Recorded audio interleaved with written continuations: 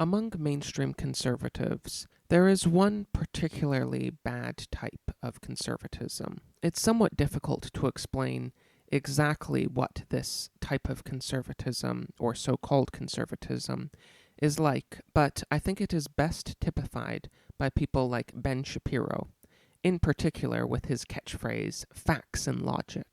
Now, obviously, there's nothing in itself wrong with either facts or logic.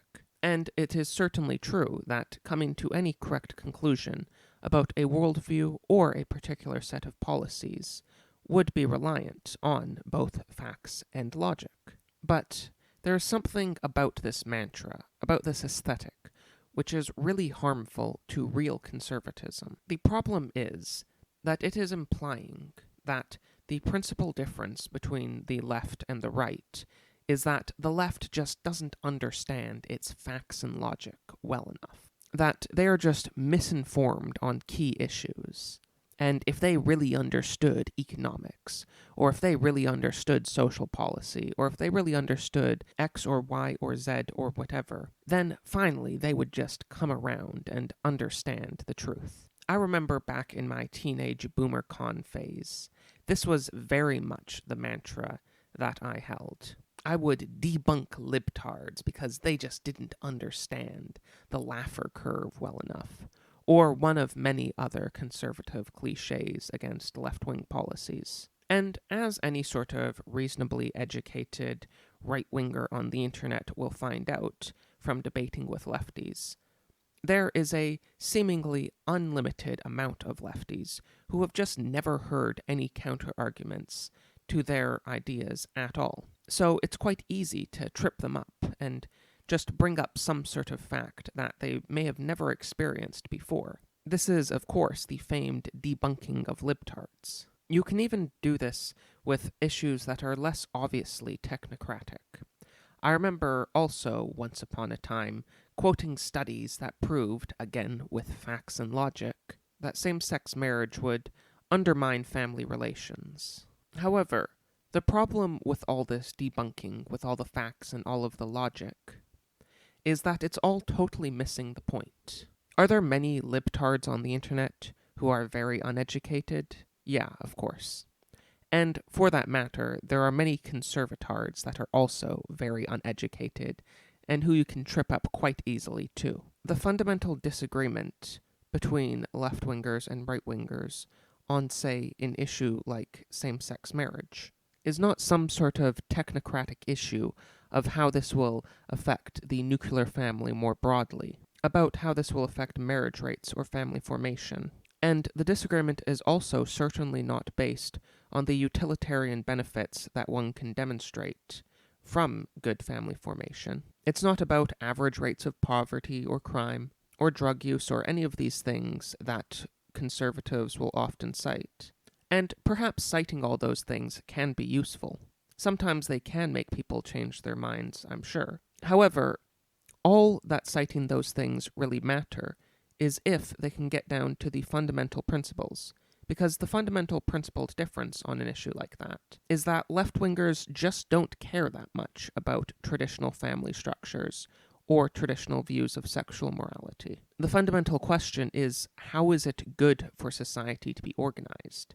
Not good in a scientific sense, not good in the sense that can be demonstrated by some social science papers, but rather good in a moral sense.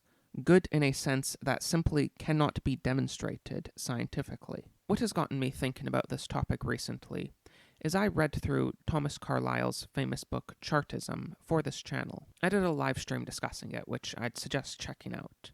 In that book, he deals with this question quite a bit. It's actually really the first thing he deals with, is the question of statistics. He is discussing the economic state of England in the 1800s, and his conclusion is that statistics themselves can be of no use whatsoever in determining the fundamental condition of England question. While discussing the inadequacy of statistics, he says, "What constitutes the well-being of a man? Many things, of which wages he gets and the bread he buys with them are only one preliminary item. How is he related to his employer? By bonds of friendliness and mutual help, or by hostility and oppression, and chains of mutual necessity alone. In a word, what degree of contentment can a human creature be supposed to enjoy in that position? With hunger preying on him, his contentment is likely to be small. This is the fundamental problem with statistics and facts and studies, that all of these things cannot ascertain in themselves what is the good life, what is the good way to organize society, what is the good way to organize an economy. Carlyle also discusses the inadequacy of statistics in one other sense. He discusses how it is always possible for there to be one other number missing, one other important fact that, if that fact was included, would change the picture totally. It is impossible to always include all facts in any given analysis, and it's never really possible to know which ones are the ones that are really relevant to the question at hand. And this is very true. There's a severe over-reliance on quote-unquote science in modern societies, because even on the issues that could fairly be described as being technocratic, the decisions still need to be made with imperfect data. But that issue with statistics, the issue of the limited knowledge that we can ever have over any particular issue, is nowhere near as important as the greater issue of statistics just not being particularly relevant to moral questions. There are really countless examples on this that I could give. I suppose one more good one is the issue of abortion. Left-wingers will often argue that really their policies are what's effective at reducing abortion rates, and they will also mention all of the good benefits that come with legal abortion, from reducing crime rates and getting rid of people who would be a drain on the system. However, all of that is besides the point. None of that data is really relevant to the question at all, because the fundamental question is, what is the value of human life? Whether or not human life has any inherent dignity or value is not a question which can be determined by a study or a statistic. This whole mantra of quote-unquote facts and logic is intimately connected with the left-wing catchphrase of quote-unquote science. The false left-wing idea of science is something which we have gotten a great deal of opportunities to see in the last year, especially with the current world crisis. Left-wingers repeatedly assure us that we should just follow the science, as if that means much of anything. As Carlyle pointed out, I'm sure that I could point to many different inadequacies with how the current world crisis has been measured. But again, that does not get to the real problem. The problem that there's no such thing as a scientific answer to what the best government policy is on any topic. It may be a cliche at this point, but as I'm sure we have heard before, you could prevent many lives from being lost by just banning all automobiles. The idea that governance is a science, and that the right experts just need to be put in charge, is an idea that has been at the heart of modern progressivism. Simultaneously, progressives have demanded the increasing democratization, quote-unquote, of society, while also demanding that power be increasingly placed in the hands of experts who are anything but democratic. But, okay, I did start off this video by talking about Ben Shapiro.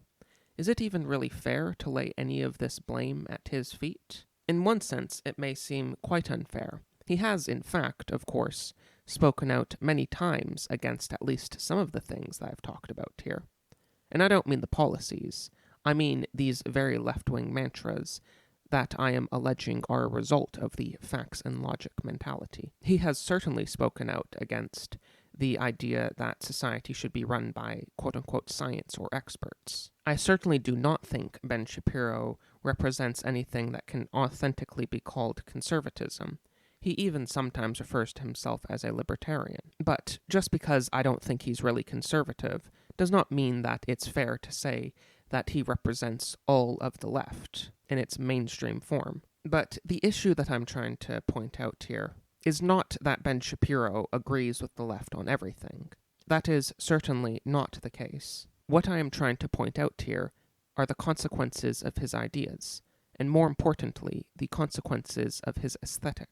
He may very well condemn some of the conclusions of the left, but it is his very own aesthetic, and the aesthetic of many so-called conservatives that have come before him, that help fuel the conclusions that the left have come to. Thanks for watching. Please donate to my Subscribestar or Patreon if you enjoy this content, and please remember to like, comment, subscribe, hit the bell, and share these videos with anyone who you think will enjoy them. And a special thanks to my donors, yourself, Siphius Rex, Lita, Quo Pregranator, Adzutko, Josiah, King of Evil Florida and the Moon, Seth Apex, Richard, Cringewalker, Zian Harris, Thomas, Windowlick, Augustine, Skytoucher, and Max Jerome. And thanks again everyone for watching.